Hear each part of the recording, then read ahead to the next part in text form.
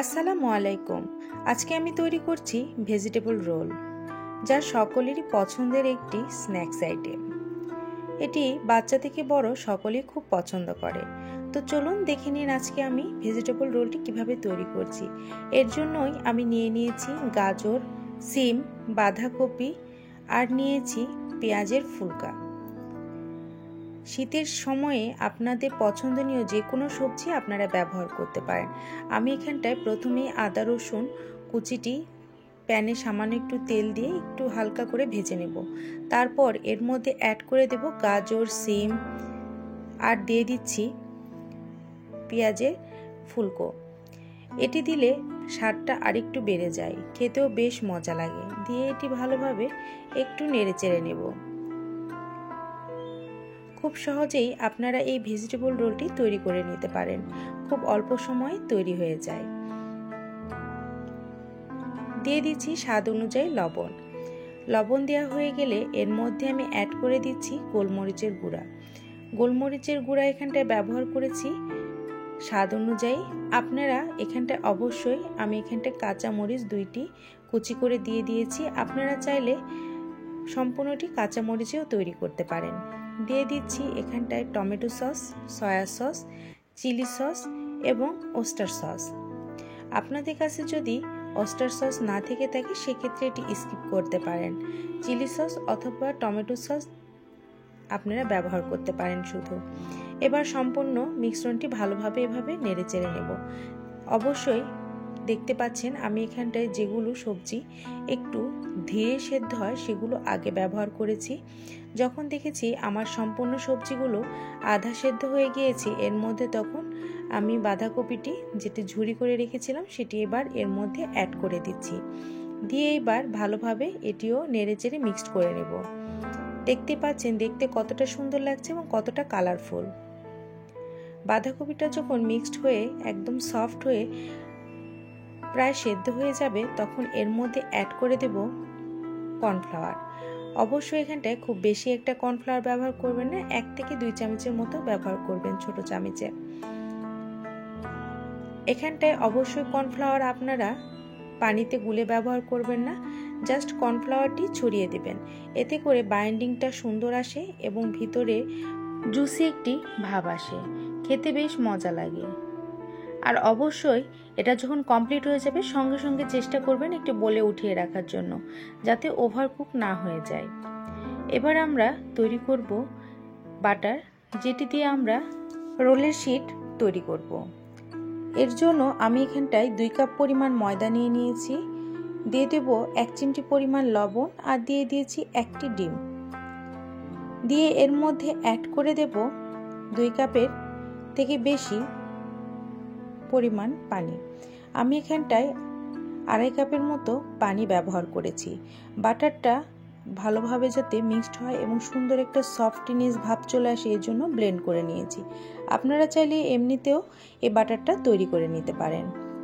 ডিম, চিনি, ময়দা, পানি দিয়ে সুন্দর একটা এরকম হাত দিয়ে গোলা তৈরি করে নেওয়া সম্ভব।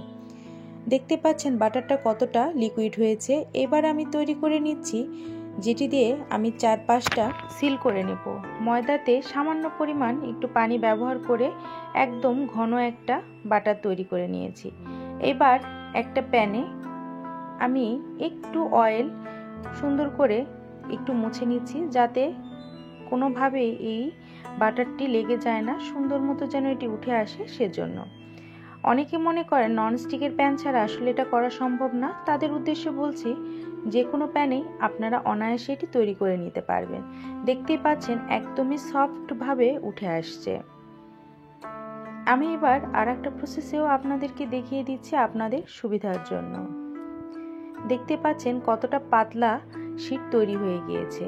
এবার আবারও একটু তেল দিয়ে মুছে নিয়েছি। এবার এর মধ্যে দিয়ে দিচ্ছি বাটার। বাটারটি দিয়ে প্যানটি এভাবে একটু ঘুরিয়ে নেব, যাতে 4-5টা সুন্দর মতো গোল শেপে এই বাটারটি চলে আসে। আপনারা এই প্রসেসেও তৈরি করে নিতে পারেন ভেজিটেবল রোলের শিট। খুব সহজেই এটা তৈরি করা সম্ভব। যদি মনে হয় উপরের অংশটা একটু কাঁচা মনে হচ্ছে সেক্ষেত্রে একটু উল্টিয়ে 30 সেকেন্ডও প্রয়োজন নেই, আপনারা 5 থেকে 10 সেকেন্ডের মতো রেখে এটি উঠিয়ে নেবেন খুব আলতোভাবে। দেখতে পাচ্ছেন শীটটি কতটা পাতলা এবং কতটা সফট হয়েছে। এবার ভেজিটেবল রোলটি সুন্দর মতো তৈরি করার পালা। আমি এখানটায় শীটটি দিয়ে দিয়েছি, দিয়ে এবার এক পাশে ভেজিটেবল যেটি আমি আগে থেকে তৈরি করে রেখেছি সেটি দিয়ে এবার চারপাশে যে মিশ্রণটি তৈরি করে নিয়েছিলাম সিল করার জন্য রোলটি, এবার সেই মিশ্রণটি চারপাশে দিয়ে দেব। আমার এই রেসিপিটি যদি আপনাদের ভালো লেগে থাকে অবশ্যই আমার চ্যানেলটিকে সাবস্ক্রাইব করতে ভুলবেন না। আর যদি ফেসবুক পেজ থেকে দেখে থাকেন অবশ্যই আমার চ্যানেলকে ফলো দিয়ে আমার পাশে থাকবেন। এক পাশটি মুড়িয়ে দিয়ে দুই পাশ থেকেও এভাবে উঠিয়ে মুড়িয়ে দেব, তারপর সুন্দর মতো রোল করে নেব। এই বাইন্ডিংটা যেন সুন্দর মতো হয় এই জন্যই মেনলি আমরা এই আঠার মতো ময়দার যে ঘন মিশ্রণটি সেটি ব্যবহার করেছি। আবারও সেম প্রসেসে আপনাদেরকে দেখিয়ে দিচ্ছি।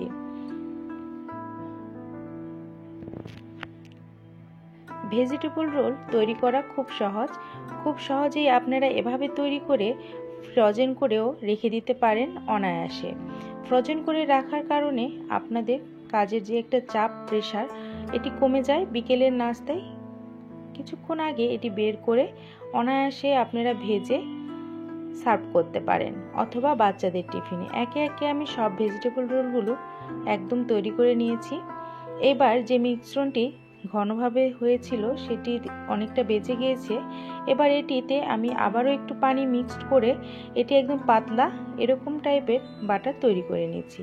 জাস্ট এটিতে রোলগুলো চুবিয়ে নিয়ে এবার ব্রেডের মধ্যে ডুবিয়ে দেব।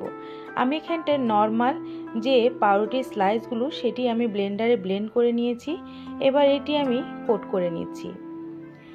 আপনাদের কাছে ব্রেড ক্রাম্ব থাকলে ব্রেড ক্রাম্ব ব্যবহার করবেন। আমার কাছে মনে হয় ফ্রেশ এই ব্রেডের গুঁড়োটা ব্যবহার করলে উপরে ক্রিস্পিনেসটা ভালো আসে এবং খেতেও বেশ মজা লাগে।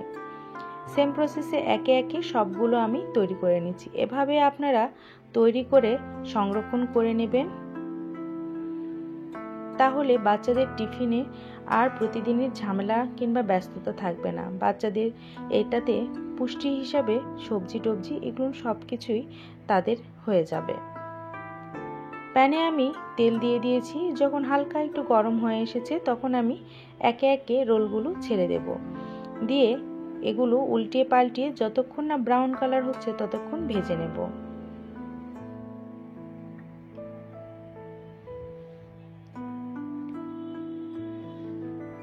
ভেজিটেবল রোল বাহিরে কেনা অনেক সময় আমরা খেয়ে থাকি, কিন্তু বাসায় তৈরি করে এমনভাবে যদি আপনারা ভেজিটেবল রোল তৈরি করেন আর কখনো বাহির থেকে খাওয়ার প্রয়োজন হবে না। দেখতে পাচ্ছেন আমার রোলগুলো একদম গোল্ডেন কালার হয়ে এসেছে। এবার উঠিয়ে নেওয়ার পালা। এবার উঠিয়ে এটি পরিবেশন করব। দেখতে পাচ্ছেন কতটা সুন্দর ক্রিস্পি হয়ে এসেছে এবং ভিতরটা একদম সফট। আশা করি সকলে ভালো থাকবেন, সুস্থ থাকবেন। আল্লাহ হাফেজ।